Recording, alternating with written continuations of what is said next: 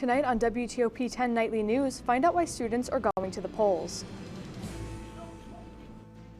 A winter storm warning in effect in the Tug Hill region. I'll let you know what to expect. And President Rosu has been appointed to a new council. WTOP-10 Nightly News starts now.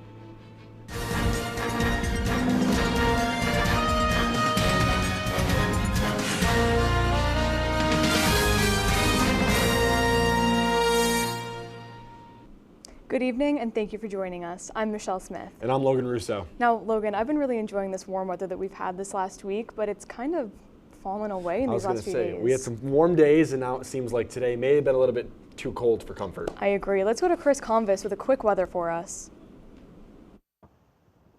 Thanks, guys. I'm currently here right next to Lake Ontario, and as you probably knew today, it's windy out here. Just check out those waves that are behind me. Currently right now, it's just about below freezing with a temperature of 31, with the wind chills right down to feel like in the low 20s. Now, I sure hope you guys enjoyed that full spring that we had earlier this week, because as you can tell, conditions are going to drastically change here in Oswego before spring break.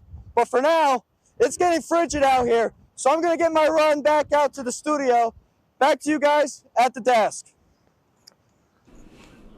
Thank you, Christopher. Living in a city near Lake Ontario has its benefits: boating, fishing, gorgeous sunsets, but certain flood prevention technologies can be costly. Backflow prevention devices stop our water supply from becoming contaminated in case of flooding, but some local businesses feel the regulations go too far. WT reporter Dominic Ciccarelli has more.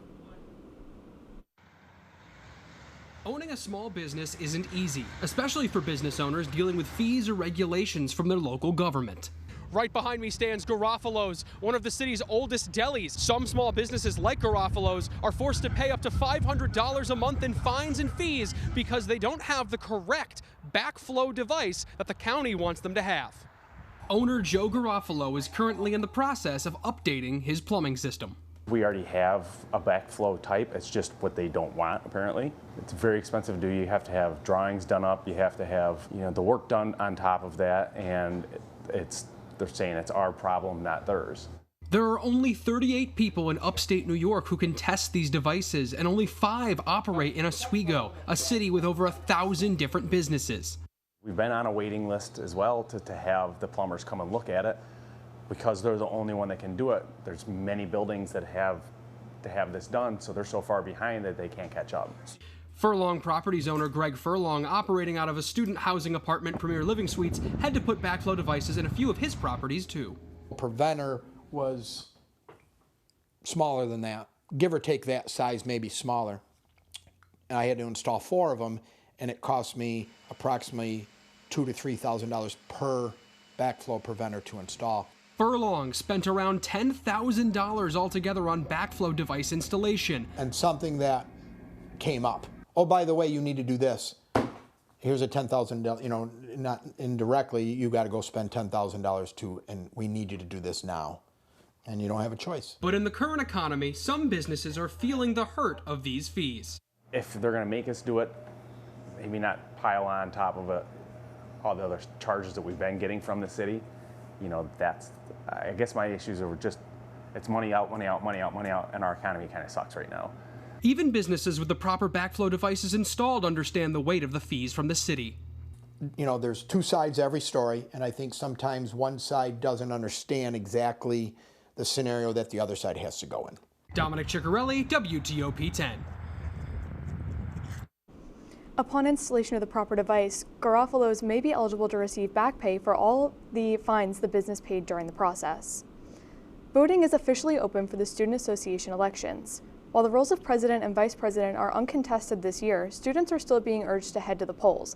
On the ballot is the 2026-27 leadership ticket and a critical vote on the Student Association activity fee. The fee funds important services like the Centro Shuttle, SAVAC, and campus-wide events like Ozfest. Presidential candidate Precious James is looking to bridge the gap between students and leadership, while Vice President candidate Hannah Sato is focused on boosting club involvement and member retention. Lakers can vote online now through the link in their email. The art department hosted an event in their ongoing Making It series this evening. The series features visiting artists and their experiences making it in the arts.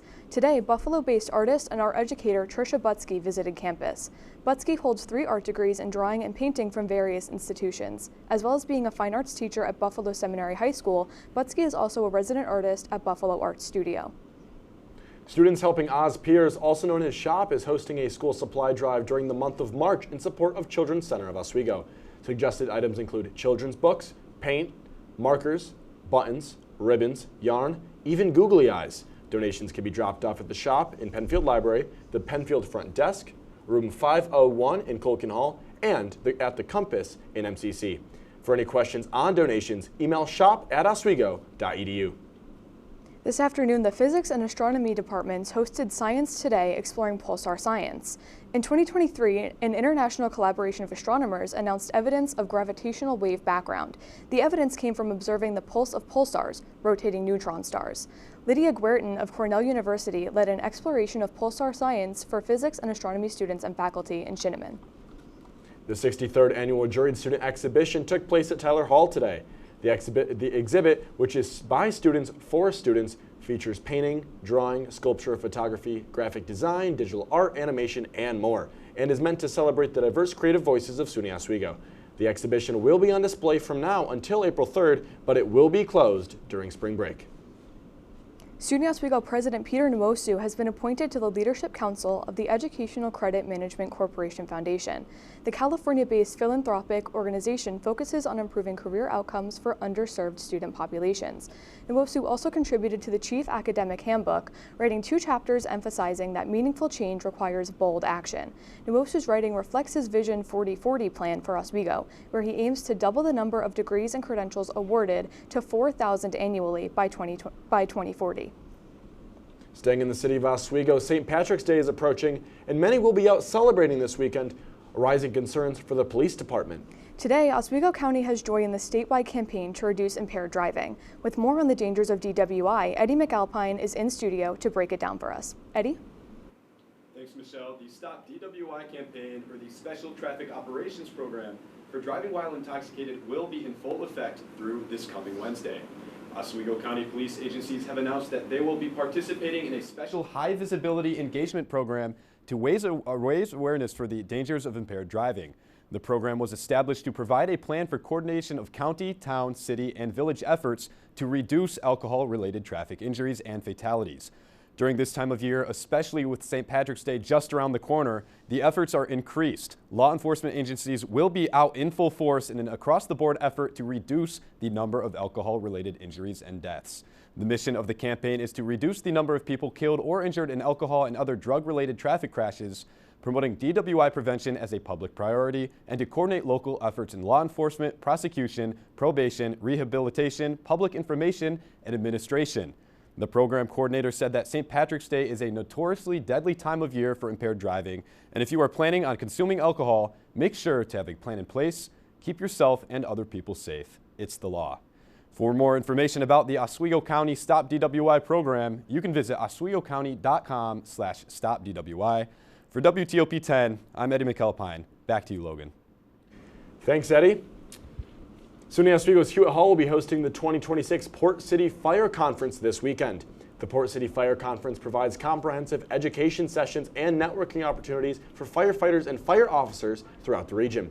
There will also be keynote presentations from industry-leading instructors on fire safety. The conference will be held on March 14th and 15th, with doors opening at 7:30 a.m. Registration is $150 and can be purchased from the SUNY Oswego box office.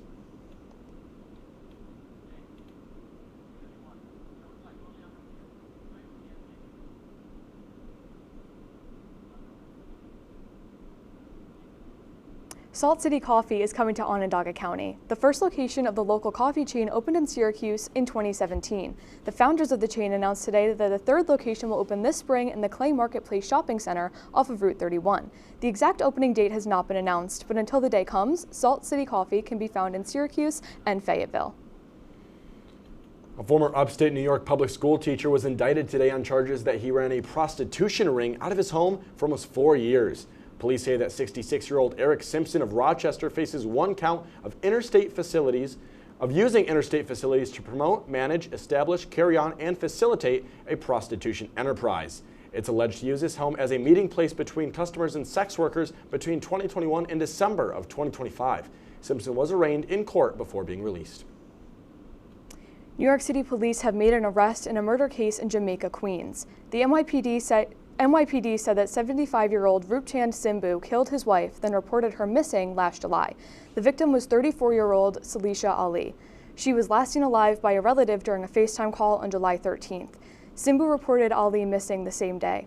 Ali's torso was discovered in Queens last September. Her head was found last Thursday. Simbu was arrested yesterday on multiple charges, including murder, for his suspected involvement in the case.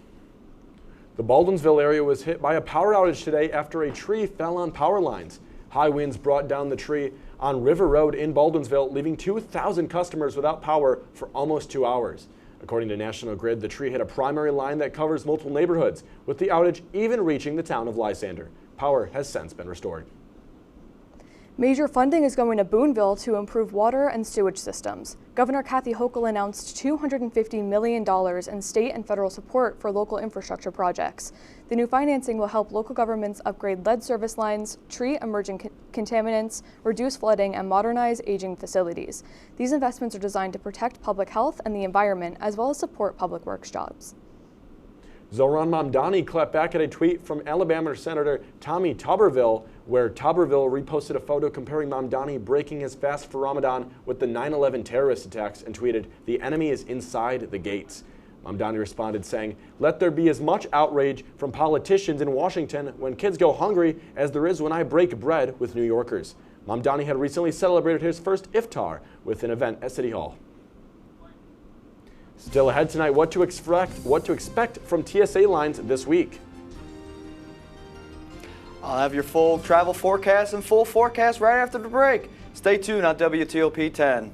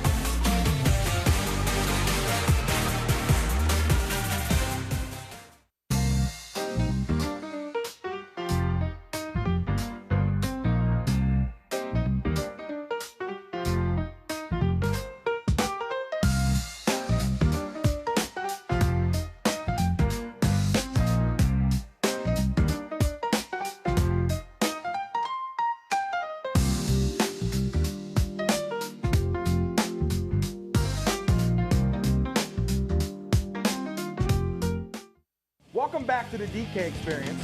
Go back to your job. Every NFL fan has played for the last 15 games. They beat. Writing a letter to the NFL fans? Get out of here with that. Let me finish. No, let me finish. Stop. Johnny Manziel, that guy, he's a loser. No, that's. Oh. Watch the DK experience. Is there anything interesting happening in here? Joe, is there anything interesting happening in here? Yes, there is some interesting stuff tonight. We're doing our weather outside. Oh, okay. Our quick weather. Never mind. Right. Let's see. I'm sorry. I need to take you off first.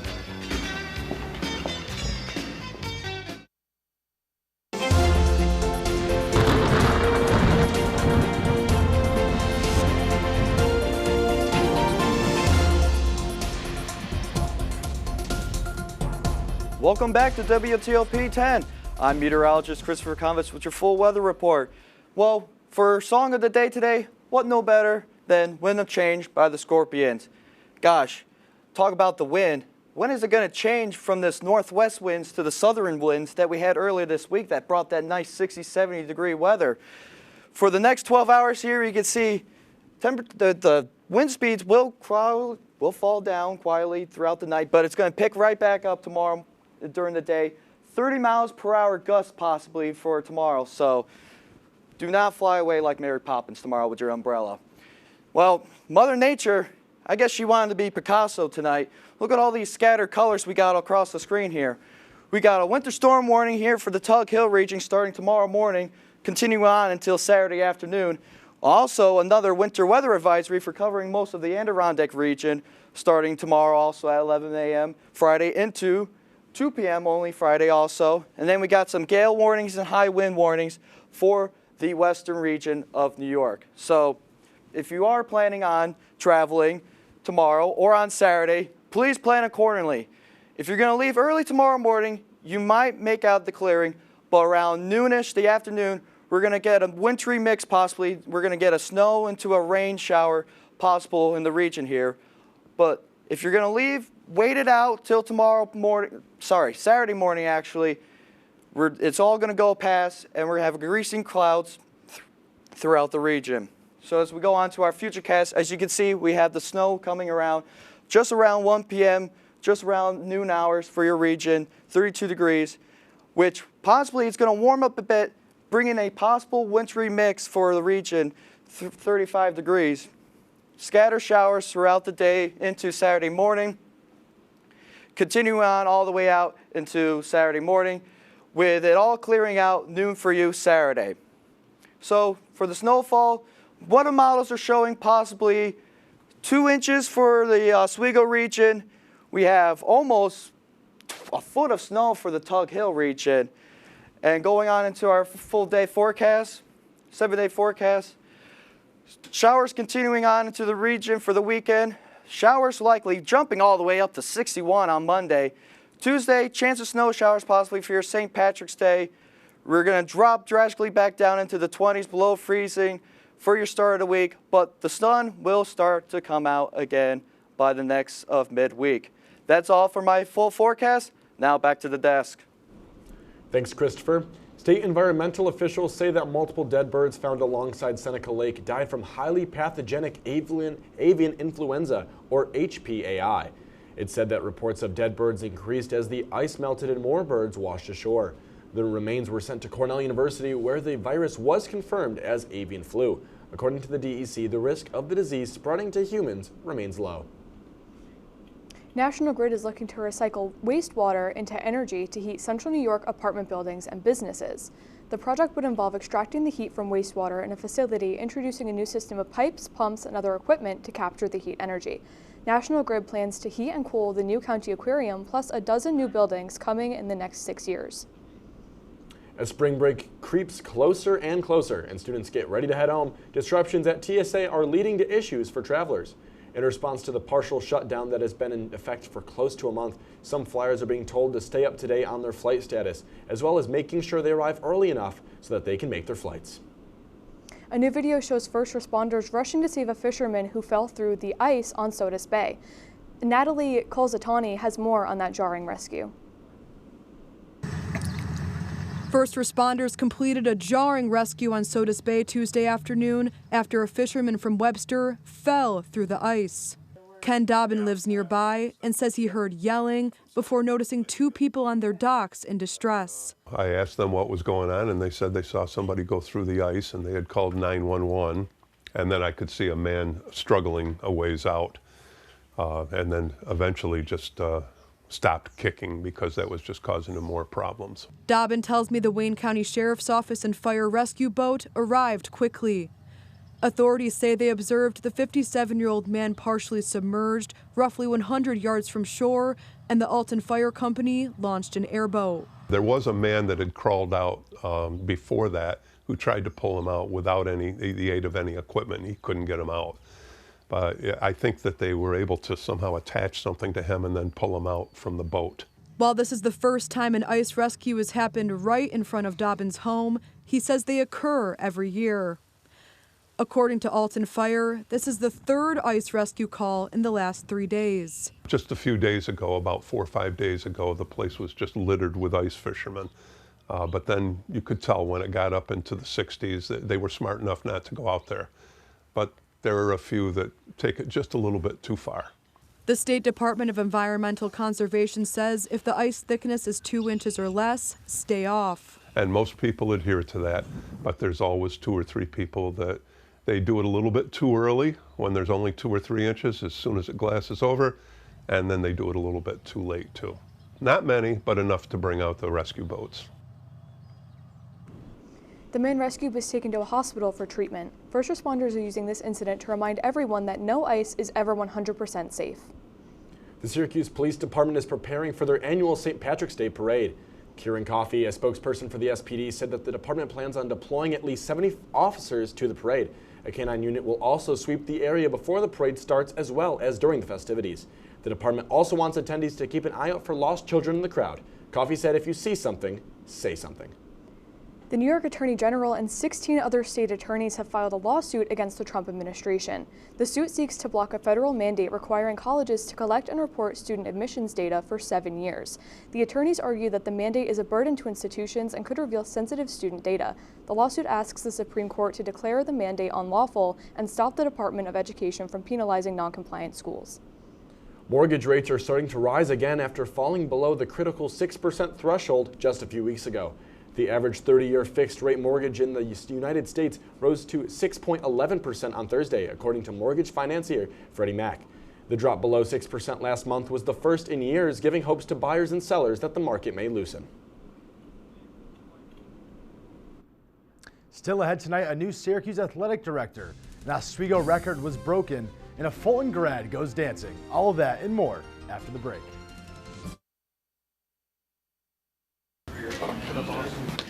I saw bread, and I want some bread. I feel like the amount of work that we get here is very different than a community college. So at my last school, we had at least an essay a week that was due for any given class. Yeah. Also make you really appealing because you start in the fall, where it's kind of like more, still good sport. If it's hockey, It's what they score! it's on Hockey Talk. Join Rob Finger and his panel of guests. Their behavior against easy teams, how do you lose to the Bruins twice? As they take you through the hockey world. We welcome you with open arms. Tune into Hockey Talk, Mondays at 9:30 after East Coast hockey games. Only on WTOP.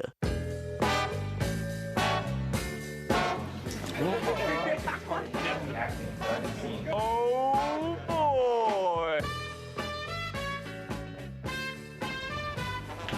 Come across.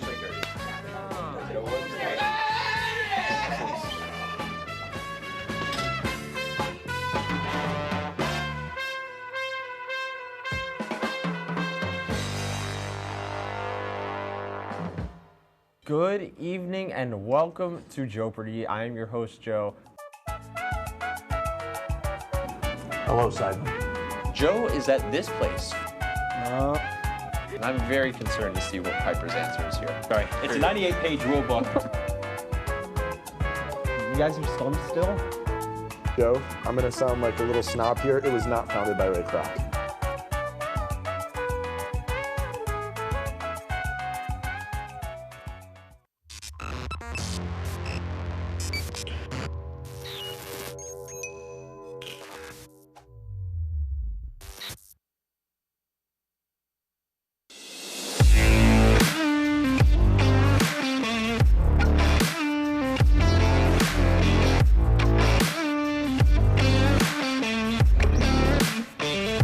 Welcome back to WTOP-10 Nightly News. My name is Luke Belanger here with your full sports coverage. A new athletic director has been hired at Syracuse University. Brian Blair, the former Toledo University AD, was hired today to lead the SU athletic department. Blair takes over from former AD John Wildhack after he announced last month that he would step down after 10 years. Talks have been big around Blair, saying that he is going to fit in well and that, quote, a new age of Syracuse athletics is upon us, unquote. After head coach Adrian Autry for the men's basketball team got fired yesterday, Blair's first task will be a big one. All region honorees for the 2026 indoor track season were announced yesterday, and Oswego's Hannah Reichert was named All-Niagara region for the women's mile. At the SUNYAC Indoor Championships, Reichert placed third in the mile with a mile time of just a second over 5 minutes. Although third in the SUNYAC Championship, it was an Oswego school record. Reichert broke the previous fastest time set by, well, herself. Reichert, only a junior, is in for a big outdoor season coming up where she will run on March 27th at the Geneseo Early Season Invitation. Fulton native Gavin Doty is headed to March Madness after Siena won the MAC on Tuesday. Siena, after beating Merrimack with a score of 64-54, has been granted the automatic bid to March Madness that comes with winning your conference. Siena star Gavin Doty was a big help all season, but an even bigger help in the championship game. He tallied 23 points and 8 rebounds on 7 for 17 shooting. Doty was named All-MAC first team this season and has a huge future ahead of him in Division I. From Fulton to the biggest sports tourney of the year, Gavin Doty, a true star in the making. The World Baseball Classic has been exciting. For us Americans, it's been exciting, but also a little bit nerve-wracking. After Italy upset the U.S. with a score of 8-6 on Tuesday, whether or not the U.S. moved on from pool play wasn't in their hands anymore. It all came down to Italy versus Mexico last night. If it was a low-scoring, close game, the U.S., based on runs scored, wouldn't have advanced. Thanks to a 9-1 victory from Italy over Mexico, the U.S. has advanced to the quarterfinals. The U.S. next plays on Friday in a bout with their northern neighbor, Canada. Game time is set for 8 p.m. in Dakin Park. We hop right into Knicks at Jazz. Late second, Ace Bailey drives it home for 2. Jazz out to a early, surprising lead over the Knicks. We pick up after halftime. It's Shamet over to Brunson, and he cans home a triple there. Brunson's such a good three-level scorer, can really do it from all around the floor. Here's Brunson again, working on Bailey. The shot, the foul, the roll, and it will go for Brunson. What an acrobatic shot there by Jalen Brunson. Early fourth quarter, the trailer, Jordan Clarkson, against his former team, gets the 3 to go. Clarkson again also will get the 3 to go there. Finished with 27 off the bench tonight. OG Anunoby right here, the foul and the finish. Such a critical piece of the Knicks' success this season. Finished with 22 on the night. Here's Cat off the inbounds pass, almost loses it, finds the relocation in Brunson, and he'll hit the 3 right there. Jalen Brunson, what a shot. Finished with 29, leading the Knicks in scoring. New York goes on to win on the backs of Jordan Clarkson having a career night against his former team. Knicks fighting for that 2 seed. Celtics hold it right now, and the Jazz, on the other hand, fighting for that number 1 pick. Thanks, Luke. Stick around for our Pet of the Week after the break. I'm scared of Joe with a bat. Okay. Okay. Let me show you because your team is a failure. You don't know how to score, right? Yeah. Ready? Yeah. Just like that. That's actually. Let me show you the Bronx Bomber way of doing it. Ready? Ready? I swear to God. Oh my Everyone. God. All right, put the bat down. All right. This number's like. Sorry, Joe. You're right. Sorry.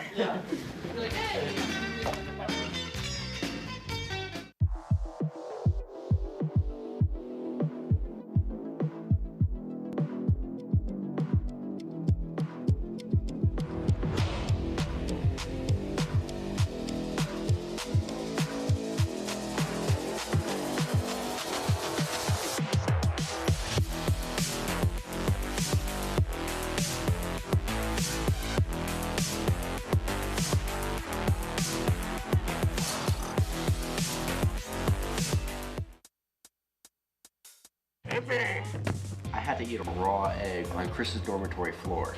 I currently don't have any federal pending charges. You know what you never did? You never walked to Walmart, Chris. That's my co-host. This is for making me eat roast Pop-Tarts. It's showtime, Chris. Come on. I want to be on the air for that. I got a couple things to say. No. Spin the wheel. But you got censorship. Welcome back. Welcome back. Welcome back to. If only we had someone who could tell us what we should and shouldn't watch. Well, do we have a show for you? Who are you? What are you doing in my bed? On Be Kind and Rewind, we will go through and review all your favorite movie franchises. And tell you which ones you should and shouldn't watch from the perspective of normal movie fans. Well, be sure to check out Be Kind and Rewind on WTOP-10.